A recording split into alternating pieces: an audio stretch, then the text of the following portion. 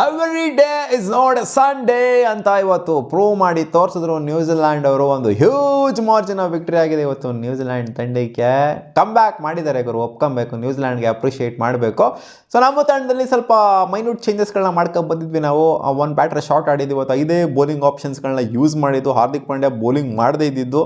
So ಇವೆಲ್ಲ ಒಂದು ರೇಂಜಿಗೆ ಒಂಥರ ಇಂಪ್ಯಾಕ್ಟ್ ಆಗಿದೆ, ಎಫೆಕ್ಟ್ ಆಗಿದೆ ಅಂತಲೂ ಕೂಡ ಹೇಳ್ಬೋದು. ಒಂಥರ ಸ್ವಲ್ಪ ಈಸಿ ಮಾಡ್ಕೊಂಡು ಕೊಟ್ವಿ ಅಂತ ಹೇಳಬೇಕು. ಹಂಗೆ ನೋಡೋಕೆ ಹೋಯ್ತು ಅಂದರೆ ನ್ಯೂಜಿಲ್ಯಾಂಡ್ ಅವ್ರಿಗೆ ನೀನು ಏನು ಬದನೇಕಾಯಿ ಈಸಿ ಮಾಡ್ಕೊಂಡು ಕೊಡೋದು ಗುರು, ಆಡಬೇಕಾಗಿತ್ತು.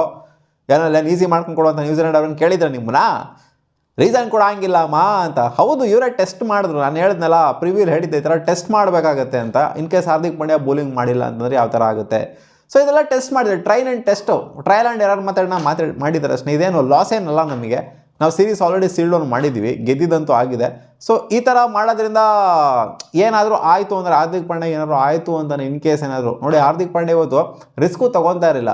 ಬೌಂಡ್ರಿ ಹತ್ರ ಹೋಗೋವಂಥ ಬಾಲ್ನ ಹೆವಿ ಡೈವ್ ಹಾಕ್ಬಿಟ್ಟು ಎಗ್ರು ಬಿದ್ದು ಹಿಡಿಯುವಂಥದ್ದು, ಓವರಾಗೆ ಆ ಥರ ಎಲ್ಲ ಮಾಡೋವಂಥದ್ದೆಲ್ಲ ಮಾಡ್ತಾ ಇರಲಿಲ್ಲ. ಏನಕ್ಕೆ ಅಂತಂದರೆ ಇನ್ನೇನು ವರ್ಲ್ಡ್ ಕಪ್ ಬರೋದಿದೆ, ಸುಮ್ಮನೆ ಏನಕ್ಕೆ ಇಂಜುರಿ ಆಯಿತು ಅಂತಂದರೆ ಮೈನ್ ಪ್ಲೇಯರ್ ಬೇರೆ ಹಾರ್ದಿಕ್ ಪಾಂಡ್ಯ ಅಂತ ಪ್ಲೇಯರ್ ಸಿಗೋದಿಲ್ಲ. ಇಡೀ ಟೂರ್ನಮೆಂಟಲ್ಲೇ ಇಲ್ಲ ಹಾರ್ದಿಕ್ ಪಾಂಡ್ಯ ಅಂತ ಪ್ಲೇಯರು.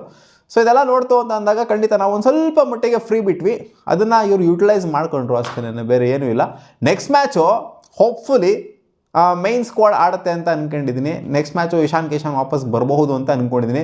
ಬ್ಯಾಟ್ರೆ ಶಾಟ್ ಆಡಲ್ಲ ಆ್ಯಂಡ್ ಹಾರ್ದಿಕ್ ಪಾಂಡ್ಯನು ಕೂಡ ಬೌಲಿಂಗ್ ಮಾಡ್ತಾರೆ ಅಂತ ಅಂದ್ಕೊಂಡಿದ್ದೀನಿ. ಸೊ ಹಾರ್ದಿಕ್ ಪಾಂಡ್ಯ ಸ್ಕ್ವಾಡಲ್ಲಿ ಇದ್ದಾರೆ ಅಂತಂದ್ರೆ, ಲೆವೆಲಲ್ಲಿ ಇದ್ದಾರೆ ಅಂತಂದರೆ ಬೌಲಿಂಗ್ ಮಾಡಬೇಕು ಗುರು. ಇಲ್ಲ ಅಂತಂದರೆ ಒಂಥರ ಹಾರ್ದಿಕ್ ಪಾಂಡ್ಯ ನೋಡೋಕ್ಕಾಗಲ್ಲ, ಸುಮ್ಮನೆ ಹಂಗೆ ನೋಡೋದಕ್ಕಾಗತ್ತೆ, ಬರೀ ಬ್ಯಾಟ್ರಾಗಿ ನೋಡೋದಕ್ಕಾಗತ್ತೆ. ಎಸ್ಪೆಷಲಿ T20s ಅಂತ ಬಂದಾಗ ಖಂಡಿತ ಬೌಲಿಂಗ್ ಮಾಡಬೇಕು. ಬಟ್ ಆದರೆ ಹೇಳಿದ್ನಲ್ಲ, ಅದೇ ಟ್ರಯಲ್ ಆ್ಯಂಡ್ ಎರರ್ ಮಾಡ್ತಿದ್ದಾರೆ ಅಂತ.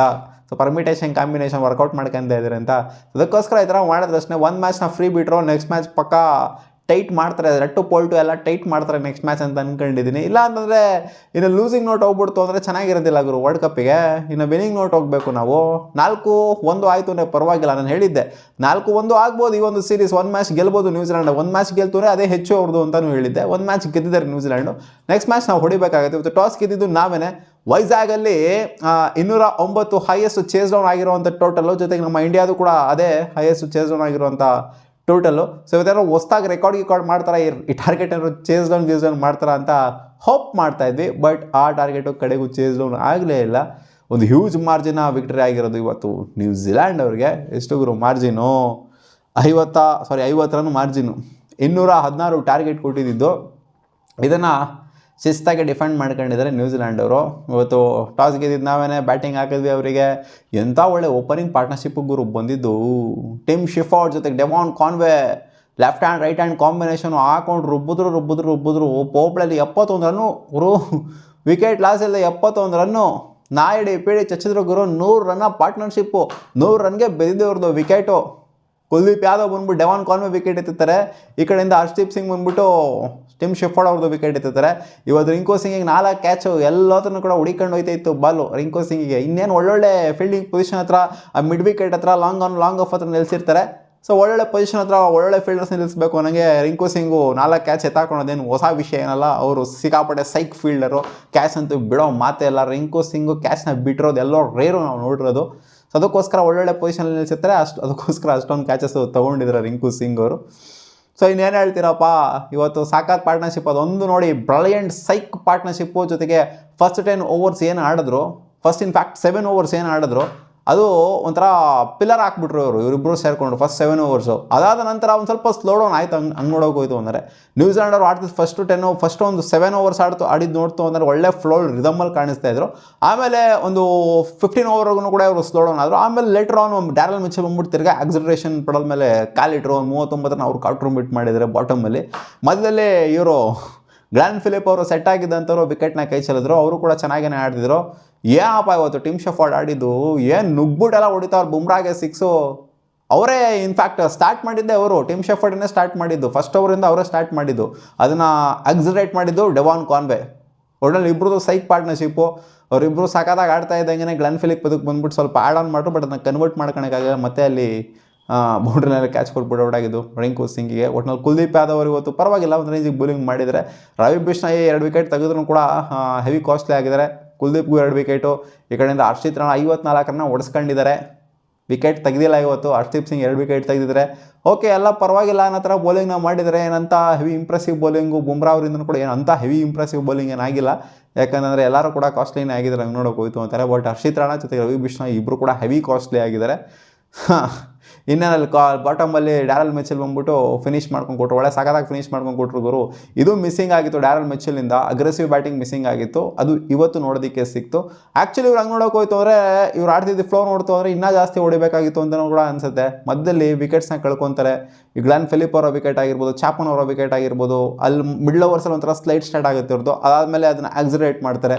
15 ಓವರ್ ಆದ ನಂತರ ಒಟ್ಟಲ್ಲಿ ಆ ಒಂದು 11ನೇ ಓವರಿಂದ ಹಿಡ್ಕೊಂಡು ಆ 15ನೇ ಓವರ್ ಇದೆಯಲ್ಲ, 3 ಮ್ಯಾಚು ಕೂಡ ಚೆನ್ನಾಗಿ ಆಡಿಲ್ಲ, 4 ಮ್ಯಾಚು ಕೂಡ ಚೆನ್ನಾಗಿ ಆಡಿಲ್ಲ ನ್ಯೂಜಿಲೆಂಡ್ ಅವರು. ಬ್ಯಾಟಿಂಗ್ ನಂಗೆ ನೋಡೋಕೆ ಹೋಯ್ತು ಅಂದರೆ ವಿಕೆಟ್ಸ್ನ ಕಳ್ಕೊಂಡಿದ್ರು ಮಿಡ್ಲ್ ಓವರ್ಸಲ್ಲಿ.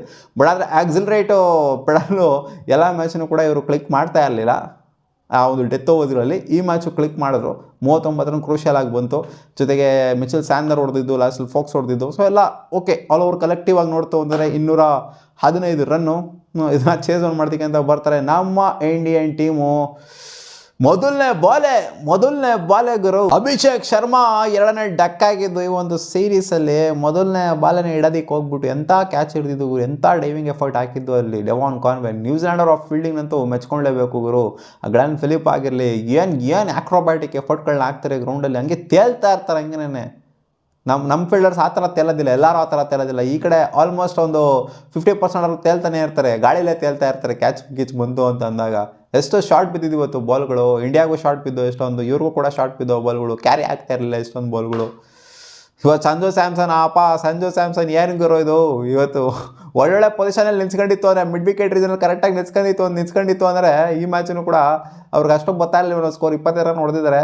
ಅಲ್ಲೊಂದು 2 ಬಾಲ್ ಅಲ್ಲೂ ಶಾರ್ಟ್ ಬಿತ್ತು, ಅಲ್ಲೂ ಕ್ಯಾಚ್ ಕ್ರಿಯೇಟ್ ಆಗಿತ್ತು. ಬಟ್ ಅದು ಕನ್ವರ್ಟ್ ಆಗಲಿಲ್ಲ. ಆಮೇಲೆ ಕನ್ವರ್ಟ್ ಆಯ್ತಲ್ಲಪ್ಪ, 20+ ಹೊಡಿತಾ ಇದ್ದಂಗೆ ಏನೋ ಒಂದು ಒಳ್ಳೆ ಸಾಲಿಡ್ 8 ಕೊಡ್ತಾವ್ರು ಅಂತ ಅನ್ಕೊಂತ ಇದ್ದಂಗೆ ಮತ್ತೆ ತಪ್ಪುಕ್ಕ ನಂಗೆ ಉದ್ರೋಗ್ಬಿಟ್ರು. ಅದಕ್ಕೆ ನಮ್ಮ ಮುಂಚೆ ಸೂರ್ಯಕುಮಾರ್ ಯಾದವ್ ಉದ್ರೋಗಿದ್ದು. ಜೇಕೋಬ್ ಡಫಿ ಅವರು ಎಂಥ ಕ್ಯಾಚ್ ಹಿಡಿದಿದ್ದು, ಅದು ಬಾಟಮಲ್ಲಿ ಶೂಗೆ ತಾಕ್ತಾ ಇತ್ತದು ಬಾಲು. ಅಂಥ ಕ್ಯಾಚ್ನ ಬಕ್ಕೊಂಡು ಹಿಡ್ದಿದ್ದು ನಮ್ಮ RCB ಪ್ಲೇಯರ್. ಸೊ ಮೆಚ್ಕೊಬೇಕು. 6 ಆದ ನಂತರ ಒಂದು ವಿಕೆಟ್ ಬೇರೆ ಬರುತ್ತಲ್ಲಿ. ಸಂಜು ಸ್ಯಾಮ್ಸನ್ 6 ರಮ್ಮನಾಗಿ ಕೊಡ್ತಾರೆ. ಅದಾದ ನಂತರ ಪಟ್ಟಣಂಗೆ ಔಟ್ ಆಗಿದ್ದು ಸಂಜು ಸ್ಯಾಮ್ಸನ್. ಇದು ಒಂಥರ ಫೇಲ್ಯೂರ್ ಅಂತಲೇ ಲೆಕ್ಕ ಬರುತ್ತೆ ಹಂಗೆ ನೋಡೋಕೆ ಹೋಯ್ತು ಅಂತಂದರೆ. ಬೋಲ್ಡ್ ಆಗಿದ್ದು ಸಂಜು ಸ್ಯಾಮ್ಸನು, ಬೋಲ್ಡ್ ಆಗ್ತಾರೆ. ಇಲ್ಲಾಂದರೆ ಒಂದು ಮಿಡ್ ವಿಕೆಟ್ ರೀಜನಲ್ಲಿ ಔಟ್ ಆಗ್ತಾರೆ, ಇಲ್ಲಾಂದರೆ ಫೈನ್ ಲೆಗ್ ರೀಜನಲ್ಲಿ ಸ್ಕ್ವೇರ್ ಲೆಗ್ ರೀಜನಲ್ಲಿ ಔಟ್ ಆಗ್ತಾರೆ. ಇದೇ ಆಗ್ತಿರೋದು. ಪ್ಯಾಟರ್ನ್ ಗೊತ್ತಾಗ್ಬಿಟ್ಟಿದೆ. ಆ ಕಡೆ ಲೆಗ್ ಸೈಡ್ ಔಟ್ ಆಗೋದು, ಪುಲ್ ಮಾಡೋಕೆ ಹೋಗ್ಬಿಟ್ಟು, ಇಲ್ಲಾಂದರೆ ಬೋಲ್ಡ್ ಆಗೋದು, ಇದೇ ಆಗೋಗ್ಬಿಟ್ಟೈತೆ ಸಂಜು ಸ್ಯಾಮ್ಸನ್ದು. ಇದೇ ಒಂದು ಪ್ಯಾಟರ್ನು ಐಡೆಂಟಿಫೈ ಮಾಡ್ಕೊಂಬಿಟ್ಟವ್ರು ಎಲ್ಲರೂ, ರೆಕ್ಟಿಫೈ ಮಾಡ್ಕೊಂಡು ಬಂದ್ಬಿಟ್ಟು ಅದೇ ಥರ ಆಗ್ತಾ ಇರ್ತಾರೆ ಬಾಲು, ಅದೇ ಥರ ಔಟ್ ಆಗ್ತವ್ರೆ.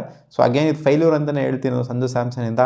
ರಿಕವರ್ ಆಗಬೇಕಾಗಿದೆ ನೆಕ್ಸ್ಟ್ ಮ್ಯಾಚು, ಇನ್ ಪಾಸಿಟಿವ್ ನೋಟ್ ಹೋಗಬೇಕಾಗಿದೆ. ನಾನು ಈ ಮ್ಯಾಚ್ ಏನೋ ಹೊಡೆದ್ಬಿಟ್ಟು ಏನೋ ಗೆಲ್ಸ್ತಾರೆ ಅಂತ ಅಂದ್ಕೊಂಡಿದ್ದೆ. ಅಭಿಷೇಕ್ ಶರ್ಮಾ ಕೈ ಕೊಟ್ಟರು ಅಂತಂದರೆ ಇವರು ಕೈ ಹಿಡಿತಾರೆ ಅಂತ ಅಂದ್ಕೊಂಡಿದ್ದೆ. ಬಟ್ ಸೆಟ್ ಆದಮೇಲೆ ಅವರು ಔಟ್ ಆಗಿದ್ದು. ಕಳೆದ ಬಾರಿ ಎಲ್ಲ ಸೆಟ್ ಆಗದೆ ಔಟ್ ಆಗ್ತೀರಿ, ಈ ಸಲ ಸೆಟ್ ಆಗೂ ಕೂಡ ಔಟ್ ಆದ್ರಲ್ಲ, ಬೋಲ್ಡ್ ಆಗೋದ್ರಲ್ಲ, ಇದು ಬೇಜಾರಾಯಿತು.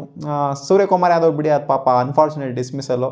ಯಾಕೆಂದರೆ ಎಕ್ಸ್ಟ್ರಾರ್ಡಿನರಿ ಆಕ್ರೋಬ್ಯಾಟಿಕ್ ಎಫರ್ಟ್ ಅಂತ ಹೇಳ್ಬೇಕದು. ಸೂರ್ಯಕುಮಾರ್ ಯಾದವ್ದು ಇಲ್ಲಿ ಏನು ತಪ್ಪಿಲ್ಲ, ಏನೂ ಮಾಡೋಕ್ಕಾಗಲ್ಲ. ಜಸ್ಟ್ ಬ್ಯಾಕ್ ಆಫ್ ಲೆಂತ್ ಹಾಕಿದಂಥ ಬಾಲ್ನ ಡಿಫೆಂಡ್ ಮಾಡೋಕೆ ಹೋಗಿದ್ದು ಬಾಲ್ನ ಸ್ಟ್ರೈಟಾಗಿ ಹೋಗ್ಬಿಟ್ಟು ಕಾಟನ್ ಬೋಲ್ಡ್ ಆಗಿದ್ದು.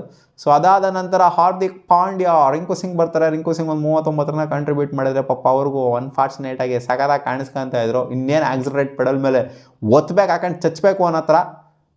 ಅವಾಗ ಪಟ್ಟಣಗೆ ಫಾಕ್ಸ್ಗೆ ಔಟ್ ಆಗಿದೆ, LBW ಆಗಿಬಿಟ್ಟು. ಹಾರ್ದಿಕ್ ಪಾಂಡ್ಯ ಬಂದ ತಕ್ಷಣ ಔಟ್ ಆದರು ಸ್ಯಾಂಡ್ನರ್ಗೆ 2 ರನ್ಗೆ. ಸ್ಯಾಂಡ್ನರ್ನ ಬೌಲಿಂಗ್ನ ಮೆಚ್ಕೊಬೇಕು. ಪರವಾಗಿಲ್ಲ, ಚೆನ್ನಾಗಿ ನಾವು ಮಾಡಿದ್ರೆ ಹಂಗೆ ನೋಡ್ಕೊಂಡು. ನ್ಯೂಜಿಲೆಂಡ್ ಅವರ ಬೌಲಿಂಗ್ ಯೂನಿಟು ಈ ಮ್ಯಾಚು ಕಡಕಾಗೆ ಪರ್ಫಾರ್ಮ್ ಮಾಡಿದ್ದಾರೆ. ಕಾಸ್ಟ್ಲಿ ಆಗಿರ್ಬೋದು ಸೋಡಿ ಅವರು, ಏನು ಹೊಡೆದಿದ್ದು ಯಪ್ಪ. ಶಿವಮ್ ದುಬೆ ಸೋದಿಗೆ 28-29 ರನ್ ಅವರು ಹೊಡೆದಿದ್ದು. ಹ್ಯಾಟ್ರಿಕ್ 6, 3 6 ಇಳಿಸ್ಬಿಟ್ಟಿದ್ರು. ಹಂಗೇನೆ ಚಚ್ಚಿದ್ರು. ಎಲ್ಲಿ ಹೋಗಿತ್ತು ನೆಟ್ ರನ್ ರೇಟು?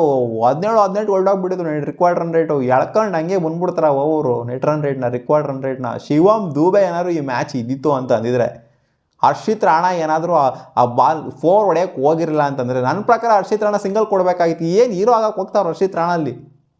ಏನು 2 ರನ್ ಓಡು ಅಂತ ಹೇಳ್ತಾವ್ರಲ್ಲಿ ಹರ್ಷಿತ್ ರಾಣಾ ಹೊಡೆದ್ಬಿಟ್ಟು ಬಾಲ್ನ.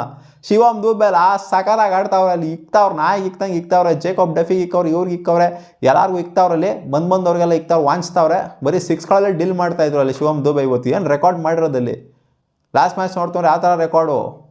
ಅಭಿಷೇಕ್ ಶರ್ಮಾ ಅವರು 14 ಬಾಲಿಗೆ 50ನ ಹೊಡಿತಾರೆ, ಇವ್ರು ನೋಡ್ರೆ 15 ಬಾಲಿಗೆ 50 ಹೊಡೆದಿದ್ದಾರೆ. ಸೊ ಇದು ಇಂಡಿಯನ್ ಥರ್ಡ್ ಫಾಸ್ಟೆಸ್ಟ್ ಆಗುತ್ತೆ. ಅವರಿಬ್ಬರು ಜಾಯಿಂಟ್ ಮಾಡ್ಕೊಂಡಿದ್ರು, ಹಾರ್ದಿಕ್ ಪಾಂಡ್ಯ ಜೊತೆಗೆ ಅಭಿಷೇಕ್ ಶರ್ಮಾ ಅವರು. ಇದು ಥರ್ಡ್ ಫಾಸ್ಟೆಸ್ಟ್ ಆಗುತ್ತೆ. ಸೊ ರೆಕಾರ್ಡ್ ಕೂಡ ಕ್ರಿಯೇಟ್ ಆಗಿದೆ. ಬಟ್ ಅನ್ಫಾರ್ಚುನೇಟ್ಲಿ ಇವತ್ತು 100 ನಾ ಎಕ್ಸ್ಪೆಕ್ಟ್ ಮಾಡ್ತಾ ಇದ್ದೆ ಬರ್ಬೋದೇನೋ ಅಂತ. ಅನ್ಫಾರ್ಚುನೇಟಾಗಿ ರನ್ಔಟ್ ಆಗ್ತಾರೆ ಪಾಪ. ಶಿವಮ್ ದುಬೆ ಇದೇನು ತಪ್ಪಿಲ್ಲ, ಹರ್ಷಿತ್ ರಾಣಾ ಅವ್ರು ಹೊಡೆದ, ಅವ್ರದ್ದು ಏನು ತಪ್ಪಿಲ್ಲ. ಹಂಗೆ ನೋಡೋಕೆ ಹೋಯ್ತು ಅಂದರೆ ಅವ್ರೇನು ಔಟ್ ಆಗಬೇಕು ಅಂತಲೇ ಹೊಡೆದ್ರು. ಬಟ್ ನನ್ನ ಸಿಂಗಲ್ ಕೊಡಬೇಕಾಗಿತ್ತು ನನ್ನ ಪ್ರಕಾರ. ನೋಡ್ತು ಅಂದರೆ ಇವರು ಏನೋ ದೊಡ್ಡದಾಗಿ ಕಿತ್ತು ಗುಡ್ಡೆ ಹಾಕತ್ತಾರ, ಏನೋ ಮಾಡೋದಕ್ಕೆ ಅಂತ ಹೋಗ್ತಾ ಇದ್ರಲ್ಲ. ಶಿವಮ್ ದುಬೆ ಔಟ್ ಆದಮೇಲೆ ಬೇಕಾದ್ರೆ ಹೀರೋಯಿಸಮ್ ತೋರಿಸ್ಬೋದಾಗಿತ್ತು ಹರ್ಷಿತ್ ರಾಣಾ ಅವರು. ಅಲ್ಲೇ ಹೀರೋಯಿಸಮ್ ತೋರಿಸ್ತಾ ಶಿವಮ್ ದುಬೆ ಇಟ್ಕೊಂಡೇ ಹೀರೋಯಿಸಮ್ ತೋರ್ಸೋಕೆ ಹೋಗ್ತವ್ರೆ ಅಂತಂದರೆ ಅದು ನನಗೆ ಒಂಥರ ಸೀರಿಯಸ್ಲಿ ಒಂಥರ ಯೂಸ್ಲೆಸ್ ಅಂತ ಅನ್ನಿಸ್ತು. ಆ ಒಂದು ಟೈಮಲ್ಲಿ ಸಿಂಗಲ್ ಕೊಡಬೇಕಾಗಿತ್ತು, ಅಲ್ಲಿ ಆಡೋದನ್ನ ನೋಡಬೇಕಾಗಿತ್ತು ಅಷ್ಟೇ. ಶಿವಮ್ ದುಬೆ ಹೊಡಿತಿರುವಂಥ ಫ್ಲೋನ ನೋಡಬೇಕಾಗಿತ್ತು ಇವರು. ಸೊ ಇವರೇ ಹೀರೋ ಆಗೋದಕ್ಕೆ ಹೋಗ್ಬಿಟ್ಟು ಸ್ಟ್ರೈಟಾಗಿ ಹೊಡೆದ್ಬಿಟ್ಟು ಆ ಥರ ಆಯಿತು ಅಷ್ಟೇ. ಏನೂ ಮಾಡೋಕ್ಕಾಗೋದಿಲ್ಲ ಬಿಡಿ. ಅವ್ರು ಔಟ್ ಆಗ್ತಾ ಇದ್ದಂಗೆ ಗೊತ್ತಾಯಿತು ಇನ್ನೇನು ಮ್ಯಾಚ್ ಇದು ಸ್ಮೋಕು, ಏನು ರವಿ ಬಿಷ್ಣಾಯ್ ಬಂದ್ಬಿಟ್ಟು ಹೊಡೆದ್ಬಿಡ್ತಾರೆ, ಹರ್ಷಿತ್ ರಾಣಾ ಹೊಡೆದ್ಬಿಡ್ತಾರ ಅಂತ ಗೊತ್ತಾಗ್ತಿದ್ದಂಗೆ ಮ್ಯಾಚ್ ಹಂಗೆ ಶಡೌನ್ ಆಗಿದ್ದು. ಆಲ್ ಔಟ್ ಆಗಿಬಿಟ್ಟು ಇಂಡಿಯಾ 50 ರನ್ಗಳ ಮಾರ್ಜಿನಿಂದ ಸೋಲನ್ನು ಒಪ್ಕೊಂಡಿದೆ ನ್ಯೂಜಿಲ್ಯಾಂಡ್ ಅಗೇನ್ಸ್ಟು. ಸೊ ನ್ಯೂಜಿಲ್ಯಾಂಡ್ ಅವ್ರನ್ನ ಈ ಮ್ಯಾಚ್ ಮೆಚ್ಕೊಳ್ಲೇಬೇಕು. ರೀಸನ್ ಏನೇ ಇರ್ಬೋದು, ನಾವು ಅವರಿಗೆ ಸ್ವಲ್ಪ ಲೂಸ್ ಬಿಟ್ಟಿರ್ಬೋದು, ಫ್ರೀ ಬಿಟ್ಟಿರ್ಬೋದು, ಏನೇ ಬಿಟ್ಟಿರ್ಬೋದು, ಬಟ್ ಅವ್ರು ಗೆದ್ದಿದ್ದಾರೆ ಅದನ್ನಂತೂ ಒಪ್ಕೊಳ್ಳೇಬೇಕು. ಅದನ್ನ ಯಾರು ಚೇಂಜ್ ಮಾಡೋಕ್ಕಾಗಲ್ಲ. ಮತ್ತೆ ಸಿಗುವ ಮುಂದಿನ ವಿಡಿಯೋದಲ್ಲಿ ನಿಮ್ಗೆ ಏನು ಅನ್ನಿಸ್ತು ಇವತ್ತಿನ ಮ್ಯಾಚು ಕಾಮೆಂಟ್ ಸೆಕ್ಷನಲ್ಲಿ ಹಾಕಿ. ನನಗೆ ಶಿವಮ್ ದುಬೆ ಇದ್ದಿತ್ತು ಅಂದರೆ ಈ ಮ್ಯಾಚ್ ಖಂಡಿತ ಮುಗ್ದಿರೋದು ಅಂತಲೇ ಅನ್ನಿಸ್ತು. ಸಿಗೋಣ.